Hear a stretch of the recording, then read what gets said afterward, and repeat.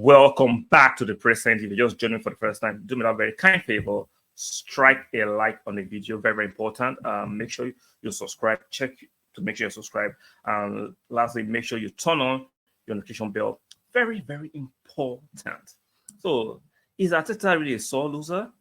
Because there's the narrative that Arteta doesn't take losses in good faith. He's always complaining about the referees, always complaining about everything. Is that factually true? Is there data to support the argument or that claim? Is there empirical evidence? Is there a deep-seated knowledge, right, to support this quote-unquote aspiration? Because I see them as aspirations on his character. Because Arteta, not because I'm an Arsenal fan, he's not a sore loser. And shout out to French going on Twitter. He did a fantastic job. And I'm going to lay my commentary on this note. Now, let's go. Let's start from the tweet. When the game's unpolluted by vast scandal, Arteta doesn't hide. He owns up. A few examples. Fantastic example. Now, they won against Southampton last season, where Ramsdale had that bad pass in the first half, right? And we had to fight to equalize. Couldn't get a winner. Arteta had no complaints. He actually gave Southampton their flowers. He didn't complain about anything. He took responsibility for that draw.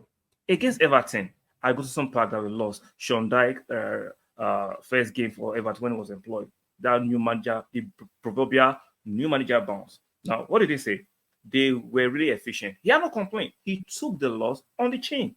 Another example. Now, 2-2 against Liverpool at Anfield, against the best team in between the line, the transition. He didn't complain. He took it, even though we were competing for the league and we needed a win. And we went from 2-0 up.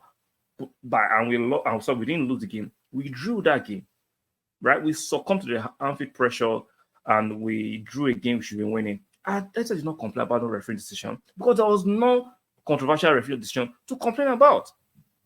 Against Man City, right? 4-1 at the Etihad. What did they say? The better team won the game. He owned up. That's maturity for you. He did not complain about no injury to Tomiyasu or no injury to any other player that happened during that match. He took the responsibility and said and gave Man City their flowers that they were the better team. Against West Ham, 3-1, right? When the party was pressed by Declan Rice, who is now a player, and there was some of the controversial people were saying that ball that bounced off Rice's hand should have been called for a handball. But guess what? Arteta did not complain. Even though VAR should have intervened, he did not complain. What did he say? I am responsible. I don't want to use that as an excuse. So how can you now reach a conclusion and say Arteta is a sore loser? Now, suddenly Arteta is a sore loser because the Newcastle game that was beamed around the world and everybody saw that was a very controversial win. That goal was one of the highly charged controversial goals you've seen in the history of English Premiership. And Arteta complained about the poor officiating. Now he's a sore loser.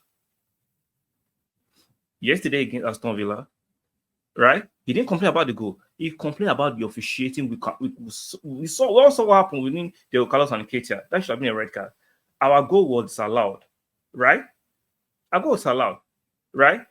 A goal that should have stood. We dominated the game, even though Odegaard should have scored his goal, he didn't score, right? There were very controversial calls in that game that we all can see. Suddenly, Arteta is a sore loser. So, see, it's funny that these days, let's give the dog a bad name so he can hang it. Probably, I mean, figuratively. Let's just call him a sore loser, even though his complaints are legitimate. So let's try and deride his complaint, the legitimacy of the veracity of the complaint, and just beam him a sore loser. I find that very rich. And for me, even when you call people sore loser most of the time, I don't take it as an offense personally, because I think winners should be upset about losing. Now, losers don't care because they have nothing to achieve, nothing to strive for. You can stay in that corner. I don't think it is anything derogatory if you call somebody, even call me a sore loser, I'll take it on the chin because I want to win. Now, should I be mature about the times I will lose? Because you can't win all the time. Come on. You don't live in any utopian world. You are not entitled to win all the time.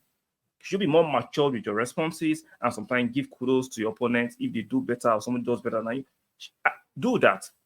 But You think I'm going to get upset by calling me a sore loser because I'm upset and I'm managing my response and my reaction to it? You are out of your mind. Now, if you enjoy losing, God bless you. I have nothing against that, but God bless you. But don't come and calling winners sore losers when they are showing signs, subtle signs of being upset because they lost. That's humane. That is humane. So some things that you people think are insults sometimes. Let me choose those carefully. I'm on a YouTube platform. I find it very ludicrous and ridiculous.